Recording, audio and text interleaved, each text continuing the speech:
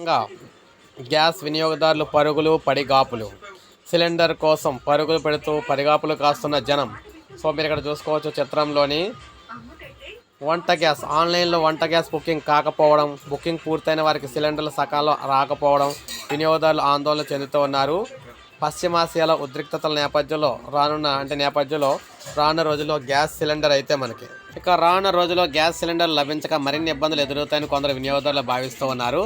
దీంతో మొత్తం చూసుకుంటే గోడౌన్ నుంచి వినియోగదారులకు పంపిణీ చేసేందుకు ఆటోలో సిలిండర్లు తీసుకెళ్లారు. ఈ విషయం తెలుసుకున్న వినియోగదారులు ఖాళీ సిలిండర్లతో ఆటో వెనుక పరిగెత్తారు. సిబ్బంది రహదారి పక్కన ఆటోను ఆపి బుకింగ్ల ఆధారంగా పంపిణీ చేశారు. మరోవైపు ఆదిలాబాద్ పట్టణంలో ఓ ప్రైవేట్ ఏజెన్సీ ఎదుట వినియోగదారులు ఉపజమైన భారీగా తరలివచ్చి వంట గ్యాస్ సిలిండర్లతో మండుటెండలో సైతం బారులు అయితే తీరారనమాట. సో ఈ విధంగా తెలంగాణ వ్యాప్తంగా గ్యాస్ సిలిండర్ కోసం ప్రజలందరూ పరుగులు పెడుతూ ఉన్నారు. సో రాష్ట్ర ప్రభుత్వం బుకింగ్ చేసుకున్న వాళ్ళకి మాత్రం ఇస్తామని చెప్తుంది. బుకింగ్ అవ్వకపోతే అదే అవుతుందని చెప్తుంది అనమాట. ఓటీపీ ఖచ్చితంగా ఉండాలి. ఓటీపీ ఉన్నవారికి గ్యాస్ అయితే ఇస్తారు, లేకపోతే ఎవరు.